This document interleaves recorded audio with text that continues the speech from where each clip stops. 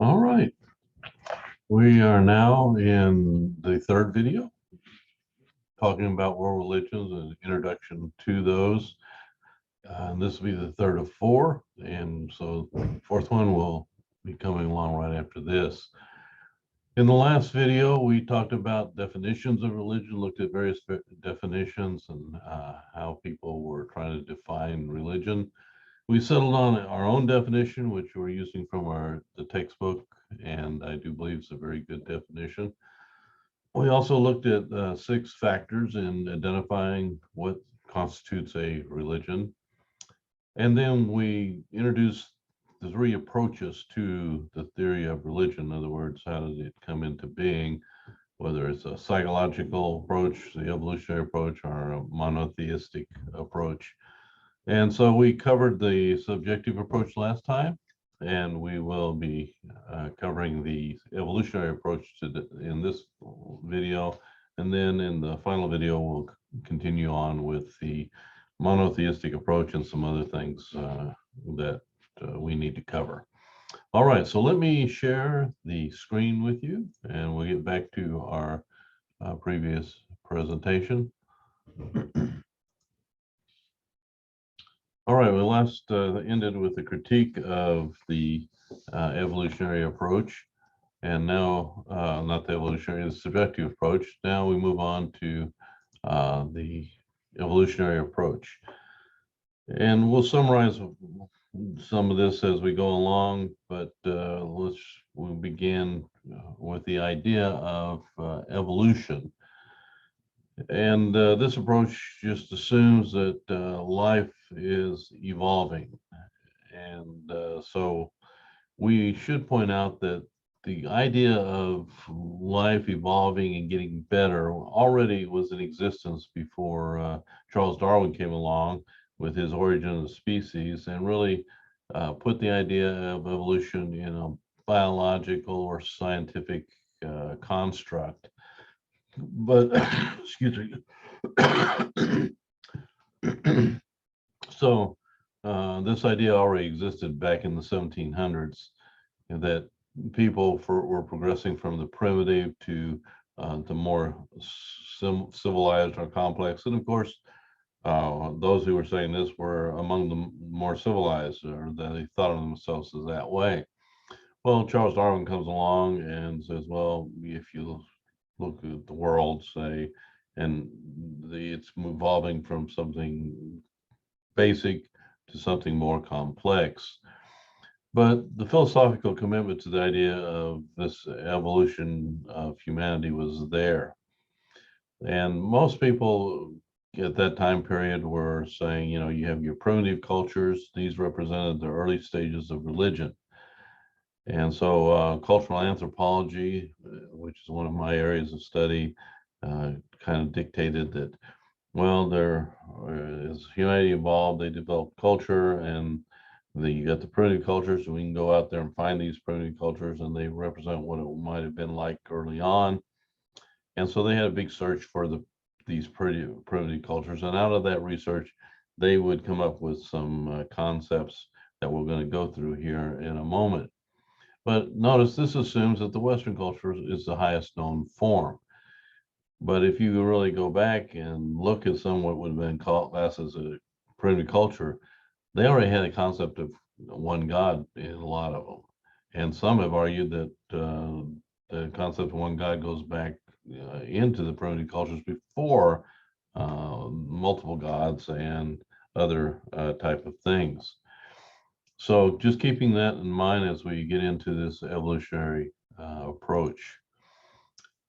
Edward Burnett Tyler, he wrote a Primitive Culture, 2 volumes in 1871. He maintained that primitive people developed a sense of other or soul from experience with death and dreams. So primitive people believe that these souls, that's what he calls anima, where we get the term animism or animistic beliefs, were to be found not only in people, but in nature: stones, trees, animals, rivers, springs, volcanoes, and mountains. Well, there are people today that in our modern society, like New Age, has this very concept in it. So, saying it was from the very beginning, but here we are still having it today. But that's where you get animism from, and we'll talk more about that later on. Herbert Spencer developed the concept of manism, or we'll call it mana. Don't get it confused with the manna in the wilderness that God gave to the Israelites of bread. That's this totally different thing. R.H. Condrington studied under Tyler and developed furthered the idea of mana. And so the word mana comes from Latin manus, meaning departed spirit or ghost. The idea that supernatural powers that belong to the region of the unseen. So if there was mana in society, and we'll talk about this a little bit later, early anthropologists were studying the Melanesian culture, and they have this idea in their belief system. But it's a power. You might think of it like the idea of Star Wars, the Force, or something like that. But we'll talk more later. Gods of primitive people were based on dreams of the recent dead alive in another realm. So if a person died, they went to another realm where they are alive, with chiefs and heroes, which gave rise to ancestor worship. And then from ancestor worship, it moves to polytheism, multiple gods, and gave rise to the worship of sky and earth and things like that. So you can already see there's this progression of thought that humanity is evolving from something like mana to gods, polytheism, and so forth. Max Mueller, Oxford professor, he studied mythology in India, believed that religion developed from observance of forces of nature, which they saw, the regularity of the season, the tides, the phases of the moon. So primitive people identified the forces in nature, personified them, created myths to describe their activities, and eventually developed a pantheons of gods and goddesses in the regions around them. And you don't have to go most of us in the West are not familiar with Indian mythology, but it's not all that different from Greek mythology, which you probably studied in school. You've got gods and goddesses, and they they have more power than humans, but they act like humans. They fight, they get married, try to kill each other, and so forth. And they just manipulate humanity and so forth for their own desires or for their own entertainment. Well, you have similar thing in Indian mythology, but there you have the gods going through the cycle of reincarnation. So they have various avatars, and but they're acting similarly as those, and so these they observe nature around them. So from that they extrapolate, that there's something that controls them. So they personify it. You like in Greek mythology, you got Zeus as the head god, but you have gods over various aspects of the world, the ocean, and so forth. So those kind of things is what he's talking about, even though he approached it from mythology of India. Sir James George Fraser, who's a favorite of one of my graduate professors, wrote The Golden Bow or Bow. Though he puts forward that religion has gone through three phases. Basically will go through three phases. The first, magic, attempting to control the world of nature through magic, if not coerced by magic. In other words, you use magic to attempt to control that world of nature. And we'll talk more about that when we get into this more specifically later. So the next stage above that, magic is religion. Nature can be implored to cooperate instead of trying to control it through the use of magic. You implore, uh, like you would implore God to do this or that. And then he said the next stage would be science. So this is a rational understanding of nature. And so here you get to the full blown idea of evolutionary theory of religion. And so we're going to kind of take those guys' main thoughts and then look at them under the various categories they put forward. So if you put it in a pyramid form, such as this, you have at the bottom mana and fetishism, animism, then polytheism, henotheism, monotheism, and then at the top, what's there? And so this is taken from Cordowan's book, in which he talks about this at length. So let's talk about these various evolutionary sections as it builds towards monotheism and then what is next. So the first stage, mana or fetishism, of course, I mentioned earlier from Melamunetian cultures, but this idea of mana is present elsewhere. It's a general awareness of spiritual force. It's a non-personal force. It does not reveal itself per se, but this force pervades the physical realm, but unevenly distributed. Some have more of it, others have less. Some areas you go would be inundated with it, others would not have mana. Uh, so it's all around, but unevenly. There's positive contact, which brings positive aspects to one's life. There's negative contact, which causes problems in life. And when there's this belief system there, they have shamans and other witch doctors and so forth that will help to be sure you do the positive contact with such things. So you're trying to seek a positive relationship with this spiritual force out there. You can think of it, as I mentioned earlier, Star Wars. If you think about the force in there, this idea is present, that it pervades, but you have to, harness it some way to make it help you to be more than what you ought to be. But you have the negative side, Darth Vader, who is utilizing force, but in a bad way. And so we see it in our thinking in modern society as well.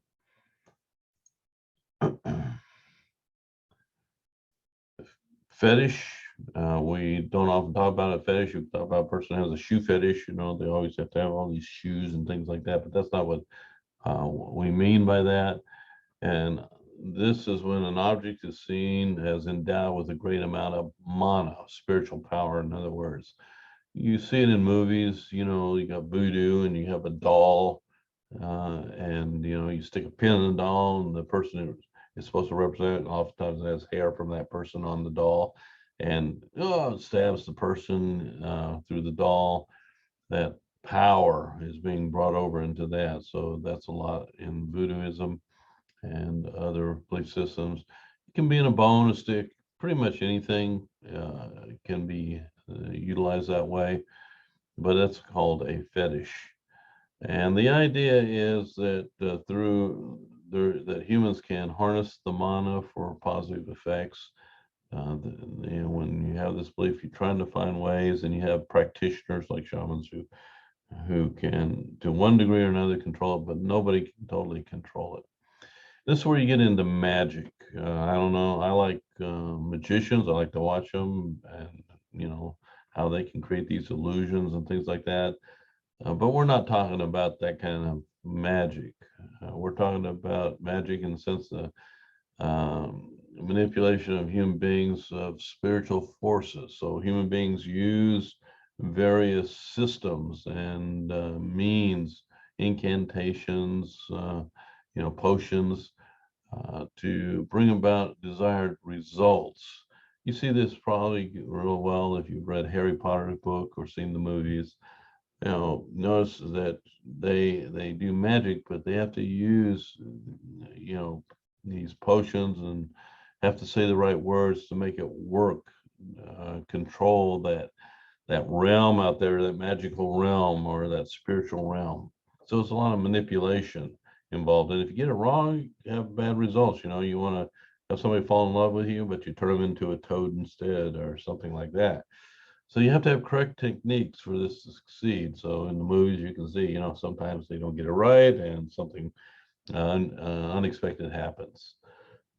Even today, some religions approach their thinking about the spiritual realm in this way. Even those who practice monotheism can fall in the trap of trying to manipulate the spiritual realm, which you can't really manipulate God, but people think that they can do that kind of thing. All right, well, here's an example of animism. When I was working in Kenya, we worked among the Meru people, and this is a medicine man from among the Meru. This is a picture taken by one of my coworkers. He had the job of interviewing the medicine man. I was working on other studies of the culture, but very interesting guy. And excuse me, you can see he has a horn there in his hand from an animal. And in that horn is various medicines, and he carries a bag with him that has all kinds of other things. It can be anything from herbs to pieces of animal bones and so forth.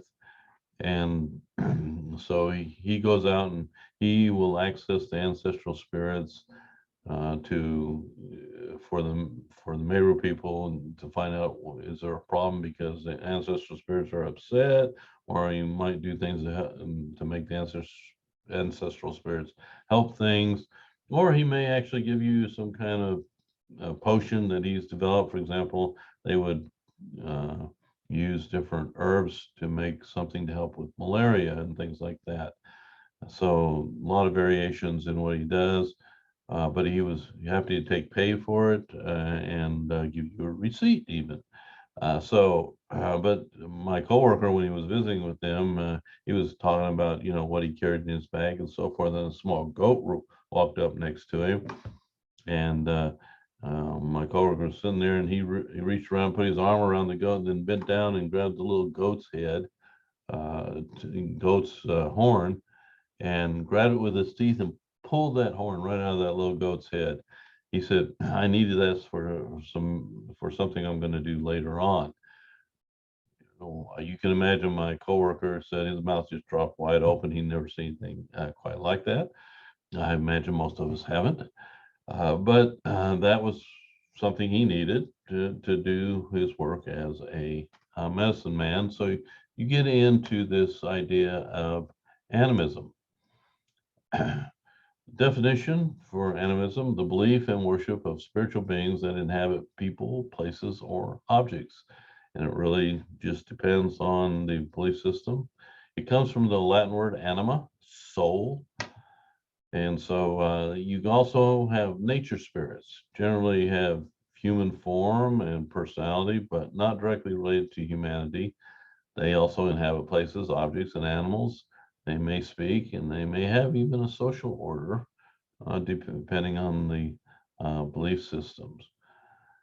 You also, in animism, have ancestral spirits, like among the Meru people where we worked. This was the big thing: ancestral spirits. These are departed family members that may interact with living relatives, generally for protection of the family and the clan, unless, of course, you offend them, and then they may cause you issues. And thus, the medicine man is trying to figure out if you offended them, if some bad things are happening in your life. It can go so far as venerating ancestors, like among the Chinese, they honor their ancestors, and can even develop into worshiping your ancestors. Uh, but ancestors usually influential if as long as they're remembered by the living person. And so ancestral spirits are uh, either helpful or harmful to humanity.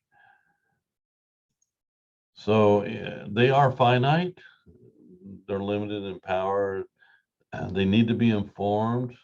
You don't want to catch them by surprise. I found this out when I was out in a village and was there late night, and I was visiting with a family, and the old man of the family was there, and I was heading back to my car, and I was going to walk down this path down to my car, and he stopped me, and he just said, "Don't go that way." Uh, Motegi, Ote Queta, and Inian Jireu. He was saying, "Don't go that way," and I go, "Well, why?" He says, "Well, the ancestral spirits are along there, and you might surprise them, and cause yourself some problems." And I said, "Oh, okay. Well, as a Christian, I wasn't really worried about that, but to appease him and make him feel better, I went took another path." But this is the thinking. They have specific areas. So in Meru, they hang out in dark places. Among the Meru people and Kikuyu people in Kenya, traditionally they had round houses. They didn't want houses with corners. The white man came along and was trying building houses and making these square and rectangular houses. And they asked some of the Kikuyu to say, "Well, will you help us build those houses?" They said, "Uh-uh." And the white man said, "Why? Can't you build it?" "Oh, yeah, we can build it that way, but that's not a good way to build it because you got corners in it, and at night, because there's no electricity, you know, those corners are going to be where you have evil spirits, ancestral spirits hanging out there." Well, they were just trying to help the dumb white guys, that didn't know these things. And but these uh, spirits can be of assistance to humans. They can provide insights to life's direction for success.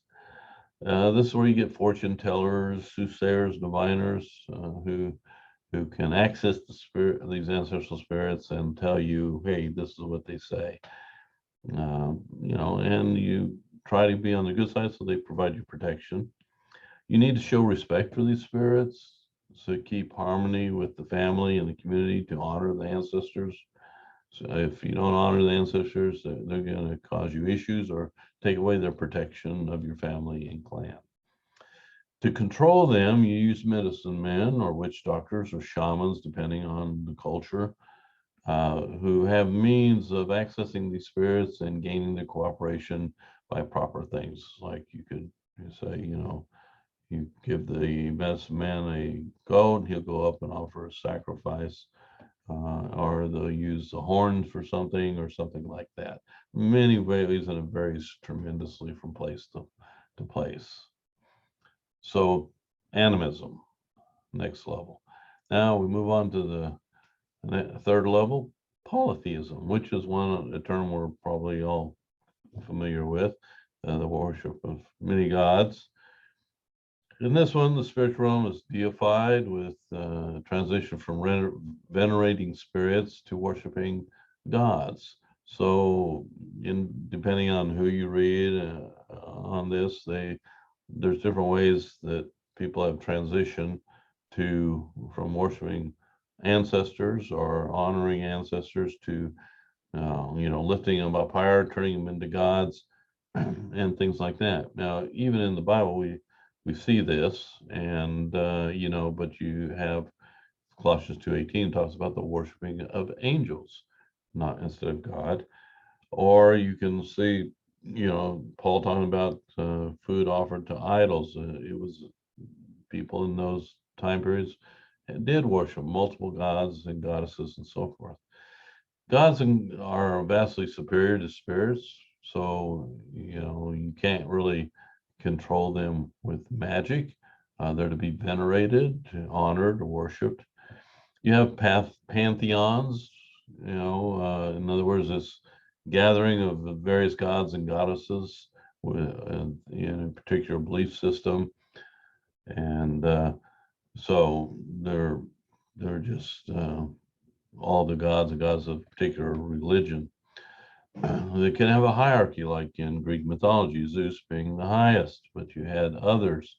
You have a god of this, a god of that, a goddess of this, And it doesn't have to necessarily be over something physical like the uh, the water, or something like that, or the ocean and things. It could be the goddess of love. It's over a emotion or a attitude, you know, but it could be based on some kind of task, like the messenger god and so forth, or god of war.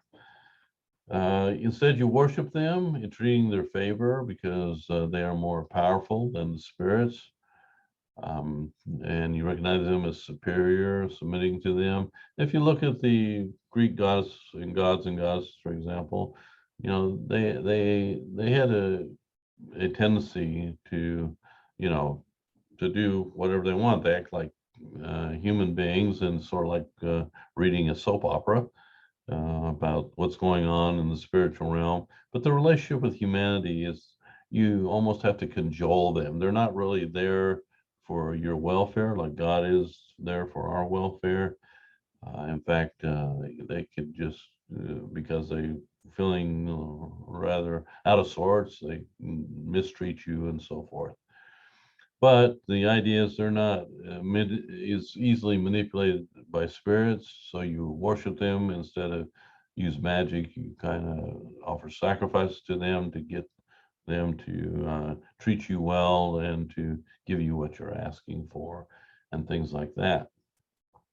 So as you talk about polytheism, there are three basic ways polytheism occurs from animism.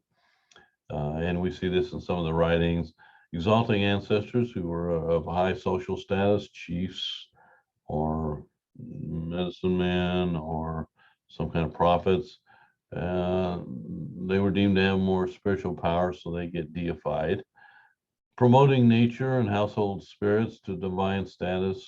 Uh, you find this um, household spirits doing that. You know, a being saying, well, they get deified to a godlike status. You in Meru, the location of God, and they only really believe in one God. Here's an example of what would have been classed a primitive culture who didn't believe, who believed in one God and not mana. But we'll talk about that in a moment.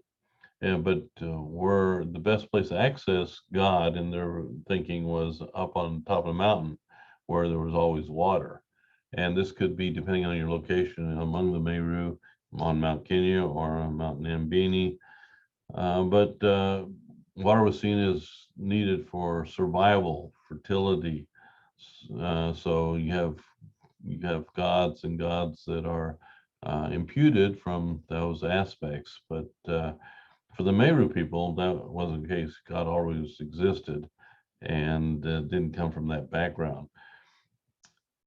It can be personifying abstract principles like justice, love, like I talked about the goddess of love, the goddess of justice, god of justice.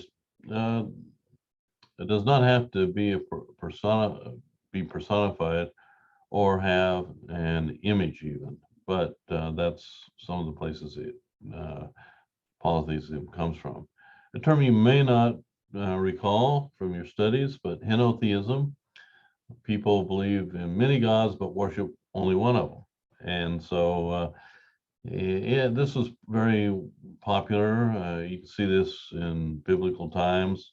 In New Testament, you see, people believe in many gods, but one God is their main God they worship. For example, in Ephesus, goddess Artemis, and that's their patron god of the city there. You see what happens when Paul is evangelizing in those areas. So each clan or tribe chooses a god and to worship, and they expect that God to protect them and help them, protect them from other gods and other situations. They have geographical significance and rule certain areas or over certain elements. Yeah, so that's henotheism. Then you go on to the fifth stage, monotheism, from the evolutionary theory. they're saying, okay, the primitive people, they only believed down here some kind of vague spiritual forces on up now to more advanced people who have now thought themselves up to the idea, hey, there's only one God. And so usually they theorize this idea of one God came about under the Jews with Moses. Now, if you read the Bible, you'll realize that God talks about being there from the foundation of the earth, and you see various things talked about in history before you get to the time of Moses, where God is present and involved in the world. So, we know that as the creator of the world in Christianity, this we have to keep in mind that this is a construct, this idea of the evolutionary approach is a construct of trying to explain how religion came about from a human perspective. In other words, that it can't be something that actually came from God, which we'll get into in the monotheistic approach. So God is described in the monotheistic approach as the creator of the world. God alone is God. God alone is worthy to be worshipped. And God is the source of moral directives. And other supernatural beings do exist, but not as gods. Maybe you can think of some things in Christianity, for example, that are supernatural beings, but they're not God. And so you have, angels or cherubims or seraphims are mentioned in the Bible. And of course, you do have Satan, who is a spiritual being. So we need to keep in mind that this aspect of monotheism, but this in the evolutionary approach to religion, this is not the final stage. They theorize various things for going beyond that. So that brings us to the sixth stage. What's next? And I guess if you want to get right down to it, pretty much the idea, at least among those who think of religion in these terms, they'll say, well, secular humanism with science involved with it, it would be the next high stage. Some have suggested Zen Buddhism, but that's not really an improvement either. Personal insights that you get by meditation, and you gain this by your own self will.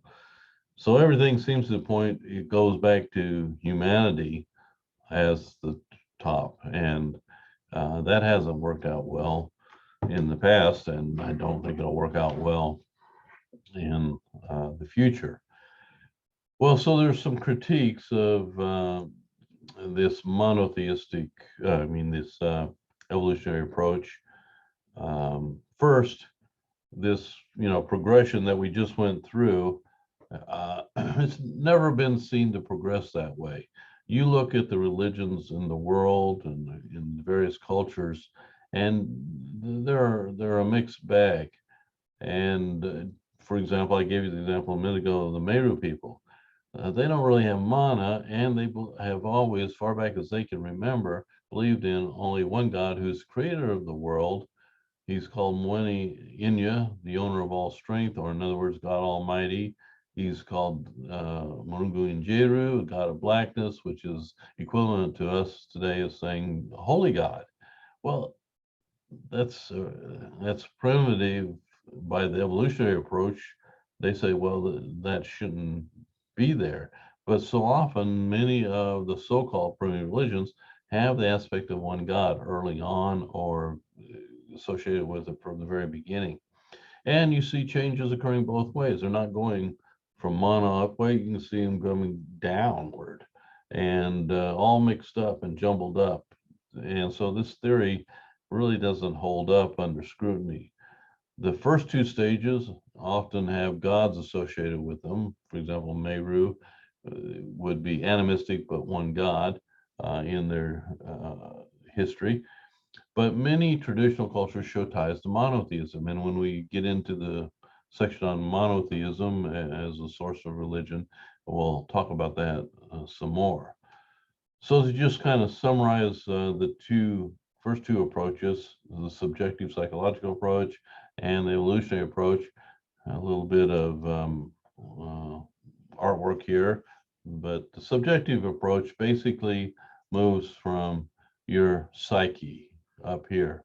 So God really exists right here in our minds in various ways, and he's it's a feeling of dependence, idealized self-image, need for a God father figure, dreams of the dead.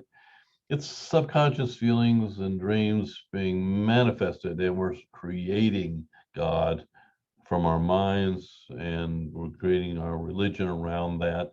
That's what the subjective psychological approach is basically saying. Of course, as a Christian, I would say no, we may have psychological things and subconscious things that are there, and maybe, and good chance God put some of those there. My impression is from Scripture that when He created us in His image, He created us in a way that we're going to seek out the Creator, and but that's kind of beyond the study in this course. But in either case, uh, that's the subjective psychological approach. And then you have the evolutionary approach here.